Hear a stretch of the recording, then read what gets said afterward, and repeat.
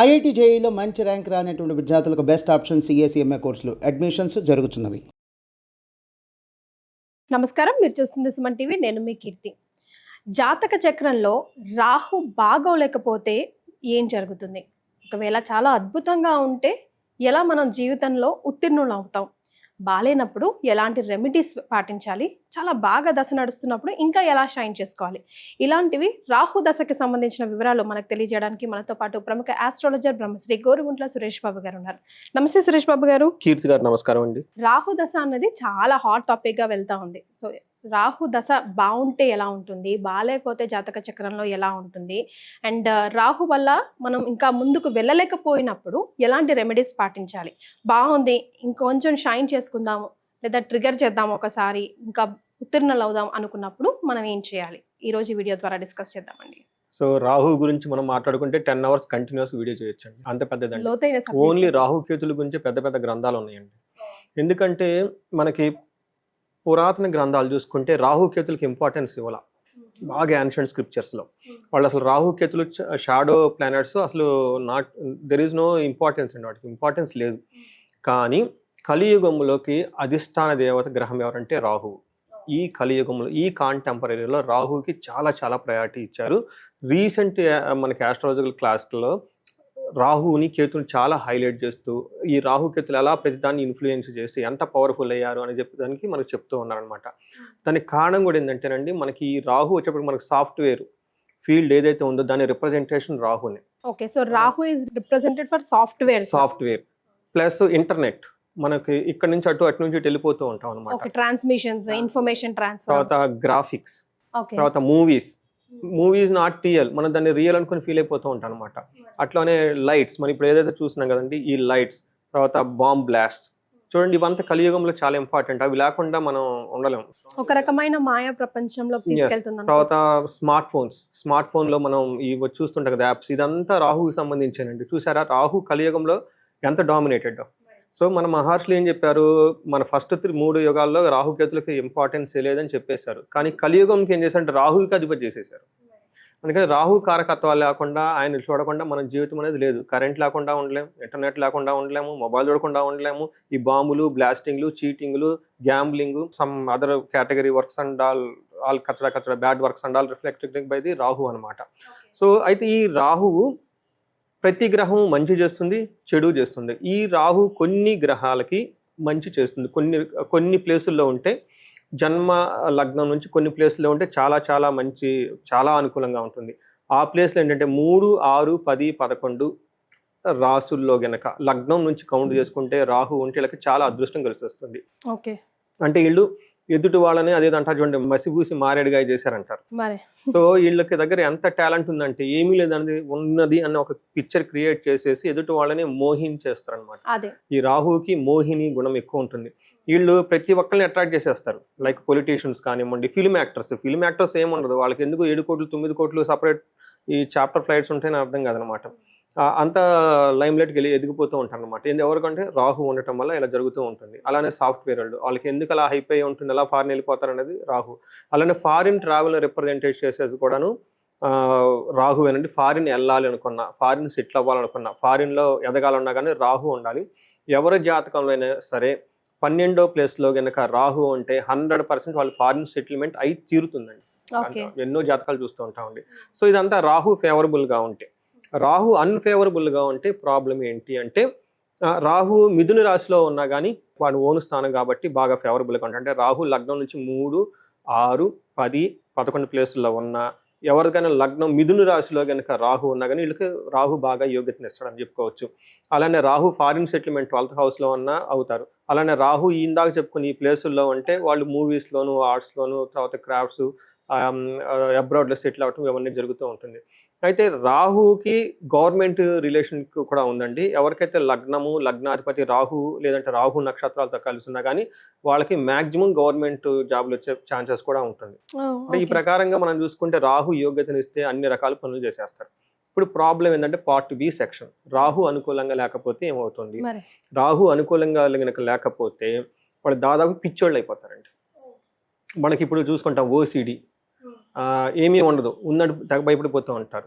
హాలోజేషన్స్, తర్వాత మెంటల్గా ups and downs, కాలసర్పదోషం.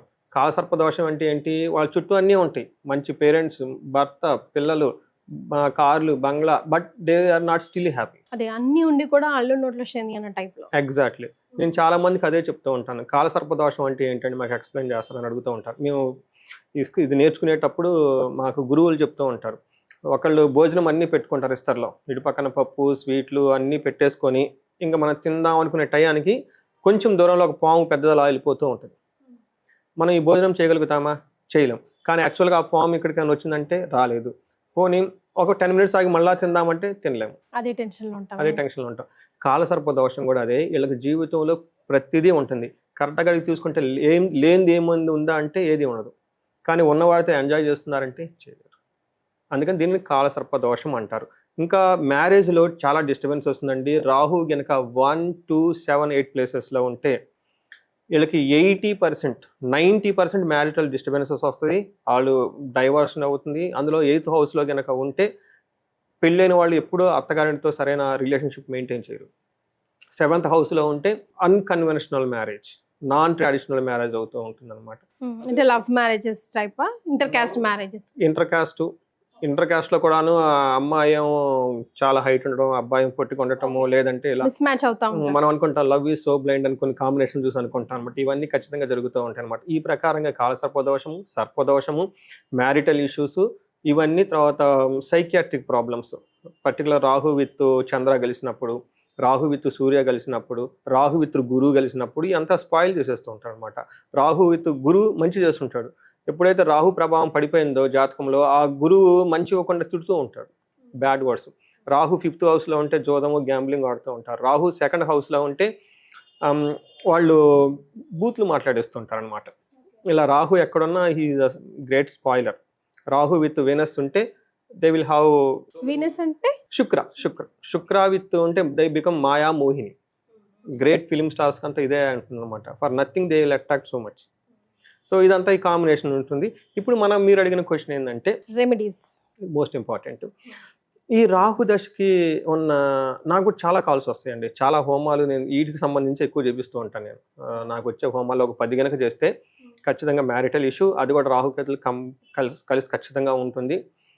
లేదంటే రాహు దశ రాంగ్ ప్లేస్లో ఉంటుంది, కాలసర్పదోషం, వీటికి సంబంధించి పూజలు జపాలు ఎక్కువ జరుగుతూ ఉంటాయి.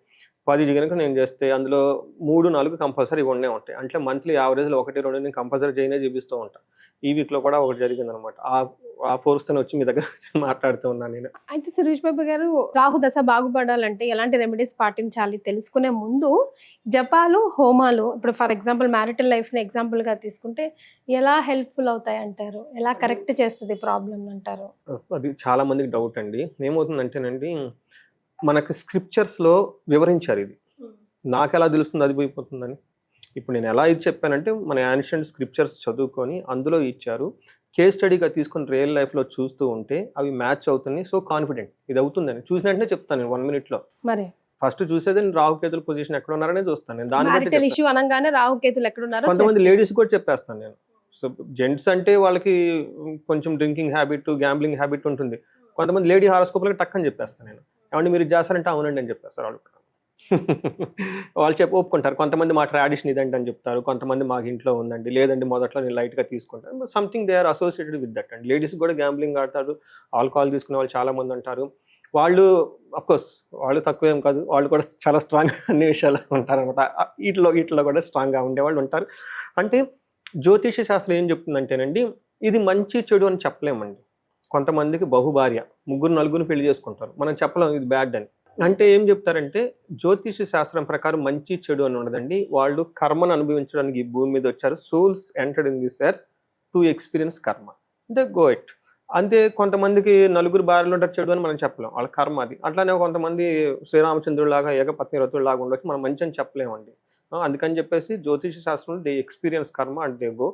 సో అది మంచి చెడు. ఇప్పుడు మీరు అడిగిన క్వశ్చన్ ఏంటంటే స్ట్రైట్ ఫార్వర్డ్ ఎలాంటి రెమెడీస్ చేసుకోవాలి, ఇది చాలా ఇంపార్టెంట్ అండి. మీరు నమ్ముతారో లేదో, రాహు దశ 18 years ఉంటుందండి. 18 years దశ చిన్నది కాదండి. ఈ రాహు దశ కనుక పెద్దది, ఆల్మోస్ట్ 7.5 అంటాం. అది 7.5 సంవత్సరం. 7.5 సంవత్సరం. బట్ శని దశ ఎక్కువ 19 సంవత్సరాలు ఉంటుందండి. సో ఇది వచ్చేటప్పటికి 18 ఇయర్స్ ఉంటుంది. గురు దశ 16 ఇయర్స్ ఉంటుంది అనమాట. బట్ ఇది కూడా చాలా పెద్ద లెంతీ దశ అండి. ఇన్ కేసు ఈ దశ కనుక బాగలేదే అనుకోండి, స్ట్రక్ అయిపోతారండి. ఈ దశ కనుక బాగుంటే ఖచ్చితంగా ఫారిన్లో సెటిల్ అయిపోతారు. నేను ఎన్నో హారోస్కోప్లు రాహు బాగుండి రాహు దశ స్టార్ట్ అయిన వెంటనే ఫారిన్లో సెటిల్ అయిపోతారు. సో ఇన్ కేసు బాగలేకపోతే ఉల్టా రివర్స్లో ఉంటారు. చాలా ప్రాబ్లమ్స్, ఇష్యూస్ అన్ని వచ్చేస్తూ ఉంటాయి. చాలా మంది కుజుదోషం ఉండి రాహుకేతులు కలిసినప్పుడు ఈ టైంలో డైవర్స్ అవుతాయి. చాలా మంది డెత్ కూడా వస్తుందండి. In case Rahu with Mars combination again very dangerous combination అండి. ఇన్ కేసు లైట్ కుజుదోషం ఉండి రాహుకేతులు ఉంటే స్పౌస్ ఈ టైంలో చనిపోతారు. అందుకని రాహుకేతులు చాలా ఉండాలి. ఇప్పుడు మనం ఏమేమి చేసుకోవాలంటే ఫస్ట్ రాహుకి అధిష్టాన దేవత దుర్గాదేవి. వీళ్ళు దుర్గాదేవిని గట్టిగా దుర్గామాని గట్టిగా పట్టుకోవాలి. అందుకని దుర్గా ఆరాధన చేయాలి. విజయవాడ ఇలాన్ని ఎక్కువసార్లు కనకదుర్గం దర్శించుకుండాలి. దగ్గరలో ఉన్న దుర్గాదేవిని దర్శించుకుంటూ ఉండాలి. అంతేకాకుండా దుర్గా కవచం అని ఒకటి ఉంటుందండి. దుర్గా కవచం దాన్ని రెగ్యులర్గా చదువుకుంటూ ఉండాలి. తర్వాత రాహువుకి మన ఇంట్లో ఏం చేయాలంటే అండి, నెమలీకలు దొరుకుతాయండి. మనకు బయట షాపుల్లో దొరుకుతుంటాయి. ఈ నెమలీకల్ని వాళ్ళు లివింగ్ రూమ్లో పెట్టుకోవాలి. ఒక విసనకర్లాగానే ఒక ఫ్యాషన్గా పెట్టుకోవాలి. రెండోది మోస్ట్ ఇంపార్టెంట్, ఇది ఎక్కడ మనకి చెప్పని ఒక రహస్యమైన సీక్రెట్ రెమెడీ నా క్లయింట్స్ అందరికి చెప్తూ ఉంటాను. మనకి పికాక్ ఫెదర్స్ ఉంటాయి కదా, ఒక చీపురు కట్లాగా మనం చేసి ఒక బంచ్ ఒక 20 15 20 తీసుకొని ఇలా అవుతుంది కదండి. ఇవి మనకి మెయిన్ ఎంట్రన్స్ డోర్ బ్యాక్ సైడ్లో తగిలించాలి. దీన్ని ఆ కుచ్చులు రివర్స్లో ఉండాలి. చీపురు కట్టలాగా, చీపురు మనకి ఎలా ఉంటుందో ఉల్టా పైన పెట్టుకుంటాం కదండి హ్యాండిల్, ఎలా తగిలిస్తామో దీన్ని కూడాను అదే యాంగిల్లో రివర్స్లో ఆ ఫెదర్స్ అన్ని ఈ కళ్ళన్నీ కిందకు ఉండాలి, అవన్నీ పైన ఉండాలి. కట్టేసి వెనక బ్యాక్ డోర్లో పెట్టుకోవాలండి. అంటే డోరు ఓపెన్ చేస్తే బ్యాక్ వెళ్ళిపోతాయి, ఎవరు చూడరు. మనం క్లోజ్ చేసినప్పుడు చూస్తుంటే ఇది మోస్ట్ పవర్ఫుల్ రెమెడీ. ఇంకొక రెమెడీ అని చెప్తాను నేను చాలా మందికి. రాహువుకి కేతువులకి పారే నీళ్ళల్లో 7 కొబ్బరికాయలు, పీచు తీయని కొబ్బరికాయలు ఉంటాయండి. ఇవి అమావాస్య రోజు లేదంటే మంగళవారం రోజు ఆ నీళ్ళల్లో డ్రాప్ చేయాలండి. వీళ్ళు మంగళవారం విత్ అమావాస్య రోజు కనుక డ్రాప్ చేస్తే పోతుంది. ఒకేసారి 7 కొబ్బరికాయలు చేసేస్తే అవి పాములాగా ఇలా వెళ్ళిపోతూ ఉంటాయి. తర్వాత ఇవి కాకుండా సముద్ర స్నానం ఎక్కువ సార్లు చేస్తూ ఉండాలి. అంటే మనకి ఎప్పుడైతే ఈ సముద్రంలో ఆడుకోవటం, అక్కడ టైం స్పెండ్ చేయటం, మన కాళ్ళు అలల్లో నీళ్ళలో ఉండటం, స్నానం చేస్తూ ఉంటే ఇది దోషం అంతా పోతూ ఉంటుంది. నెక్స్ట్ మందార పూలు వీళ్ళ కళ్ళల్లో ఎప్పుడు పడుతూ ఉండాలండి. నేను చాలా మందికి సజెస్ట్ చేస్తాను. కొంతమంది ఏమంటే మేము అపార్ట్మెంట్లో ఉంటామండి, మాకు ఫెసిలిటీ ఉండదన్న వాళ్ళకి కూడాను అపార్ట్మెంట్ల పక్కన గార్డెనర్కి చెప్పేసి ఆయనకి ఫ్లవర్స్ ఇప్పించేసి వీళ్ళు కనిపించేటట్లు కిటికీలో చూస్తే అలా పెద్ద పెద్ద మందార చెట్లు పెంచడం, లేదంటే ఇంట్లో పాట్స్ ఉంటాయి కదండి, ఆ పాట్లో పెంచడం. మందార పూలు చాలా ఎక్కువగా చూస్తూ ఉండాలి, ఎర్రవి చూసుకుంటూ ఉండాలి. తర్వాత వీళ్ళకి గరికతో గణపతిని ఎక్కువగా పూజిస్తూ ఉండాలి. వెరీ వెరీ సింపుల్గా, అంటే ఎక్కువ రిస్క్ తీసుకోకుండా చేసినట్టు ఉండకూడదు. ఇవన్నీ చేసుకుంటూ వెళ్ళిపోతూ ఉండాలి. వీటితో పాటు నేనేం చెప్తానంటే రాహుకి గ్రహానికి జపం చేయించాలండి. 20,000 టైమ్స్ మనం జపం చేయించాలి. తర్పణము, హోమము, దానము చేయాలి. అంటే రాహుకేతులు పక్కన ఉంటారు కాబట్టి రాహుకేతులకి ఏమేం చేయాలంటే ఇది ప్రొసీజర్ అండి. ఫస్ట్ జపం అయిపోయిన తర్వాత తర్పణం, ఈ తర్పణం కూడా క్షీరతర్పణం అయిపోయిన తర్వాత హోమం అయిపోయిన తర్వాత దానం, మినువులు, తర్వాత ఉలవలు, ఇవి వీటికి సంబంధించిన దానాలన్నీ చేసేసి అంతటితో అది పోతుందండి.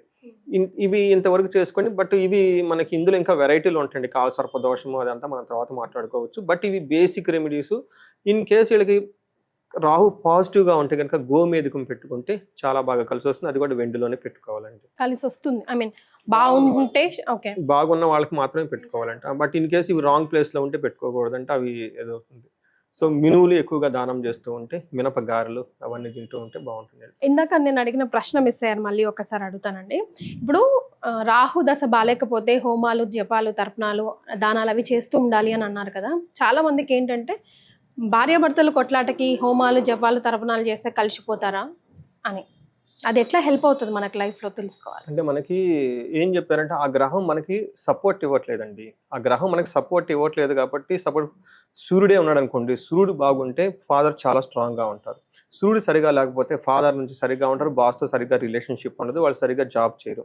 మరి ఏం చేయాలి? ఫాదర్కి సపోజ్ ఫాదర్ మనకి మాట వినాలంటే మనం ఫాదర్ దగ్గరికి వెళ్ళాలి. మనం ఫాదర్కి ఆయనకి నచ్చిన విధంగా చేసుకోవాలి. ఆయనకి బట్టలు ఇవ్వటం, చక్కగా బాగున్నా లేదా చూడటం, ప్రసన్నం చేసుకోవాలి. వాళ్ళు చెప్పిన పద్ధతిలో నడుచుకుంటూ ఉండాలి. ఇదా సేమ్ ఇలానే గ్రహాలు కొన్ని మనకు అనుగుణంగా లేనప్పుడు, అవి మన మీద సరైన లవ్ చూపించినప్పుడు, లేదంటే ఎనిమోసిటీ చూపించినప్పుడు మనం ఏం చేయాలంటే వాటికి ప్రీతికరమైన పనులు చేయాలని చెప్పేసి శాస్త్రాలు వివరించారు. అవి ఏంటంటే మనకి రత్నం, ఓకే, ఔషధి అంటే దానికి సంబంధించిన ఫుడ్ తింటాం. ఇప్పుడు మినువులు ఇవన్నీ చెప్పుకున్నాం కదండి. ఆ తర్వాత మనకేం చెప్పారంటే జపాలు చేయాలని చెప్పారు. ఆ తర్వాత హోమాలు చేయాలి, దానాలు చేయాలని చెప్పేసి ఇలా రకరకాల పరిహారాలు చెప్పారు. అంటే ఆ గ్రహానికి సంబంధించిన వాటితో మనం ఇంటరాక్ట్ అవుతూ ఉంటే ఆ గ్రహానికి ఇష్టమైన ఐటమ్స్, పద్ధతులు అన్నిటిని మనం తెలుసుకొని వాటిని మనం అడాప్ట్ కనుక చేసుకుంటూ ఉంటే ఆ స్ట్రెంత్ మనకు వచ్చింది అని చెప్తూ ఉంటారు. అయితే హోమం ఎప్పుడు చేయించాలి అంటే జపం అయిపోయిన తర్వాత హోమం చేయించాలి. ఇప్పుడు 20,000 టైమ్స్ జపం చేయాలంటే చాలా కష్టం అవుతుంది. ఇప్పుడు మ్యాక్సిమం ఏ పర్సన్ కూర్చుంటే ఇన్ ఏ డే 1,000 2,000 కంటే ఎక్కువ చేయలేరు. దానికి ఏం చేస్తారంటే మంత్రోపదేశనం గురువుల నుంచి తీసుకొని వాళ్ళు ఆల్రెడీ కొన్ని ల్యాక్స్ టైం చేసి ఆ మంత్రం సిద్ధించుంటారు. వాళ్ళ చేత కనుక మంత్రం జపించుకొని 20,000 టైమ్స్ ఆ తీర్థం ఉంటుంది, జప తీర్థం అనమాట. ఆ తీర్థం కనుక మనం తీసుకుంటే అది మనం చేసినట్టు సమానం అవుతుంది. అది ప్రసాదంలాగా పోయి మనకి యూజ్ అవుతుంది అనమాట. అంటే మనం చేయనప్పుడు వేరే వాళ్ళు చేయించుకోవాలి. కొన్నిసార్లు మనకు డ్రైవింగ్ రానప్పుడు వేరే వాళ్ళతో డ్రైవింగ్ చేయించుకుని మన డెస్టినేషన్ వెళ్ళాలి కదా. అలానే మంచి డ్రైవర్ని పెట్టుకున్నాం అనుకోండి చాలా కంఫర్టబుల్గా వెళ్ళిపోతాం. అలానే మంచి చేసే పండితులు బాగా స్పష్టత పలికి గురువుల దగ్గర నేర్చుకొని ఆ ప్రొసీజర్ ప్రకారం చక్కగా గనక చేసుకుంటే ఆ గ్రహం మనకి శాంతించి ఆ దోషం పోయి మనకి అట్లీస్ట్ కీడు చేయకుండా ఉంటుంది. మంచి సంగతి తర్వాత ముందు ఇబ్బంది పెడుతుంది కదా, ఆ ఇబ్బంది నుంచి తొలగిపోతారని చెప్పేసి శాస్త్రాల్లో ఈ జ్యోతిష శాస్త్రాలు వివరించడం జరిగింది. వేదాల్లో కూడా వివరించడం జరిగింది. ఎందుకంటే వేదాల్లోనే గ్రహాలకు మంత్రాలు ఉన్నాయి, నక్షత్రాలకు మంత్రాలు ఉన్నాయి. ఎందుకంటే ఈ వేదంలో ఒక అంగమే జ్యోతిష్యం కాబట్టి ఇది మనకి ఇచ్చిన అవకాశాన్ని సద్వినియోగం ఎలా పోవాలని చెప్పేసి బ్రహ్మే మనకి క్లియర్గా చెప్పుకున్నారండి శాస్త్రాలు. రైట్. సో మీ జాతకంలో రాహు దశ బాలేదా? అయితే ఈ వీడియో మీకోసమే. రాహు దశ బాగున్న వాళ్ళు, బాలేని వాళ్ళు ఎలాంటి రెమెడీస్ పాటించాలి అన్నది ఈ వీడియోలో చాలా క్రిస్టల్ క్లియర్గా ఎక్స్ప్లెయిన్ చేస్తున్నారు గోరుగుంట్ల సురేష్ బాబు గారు. మరి మీకు ఎలా అనిపించిందో డెఫినెట్గా కామెంట్ చేసి చెప్పండి. థ్యాంక్ యూ సో మచ్ అండి. నమస్కారం. Thank you.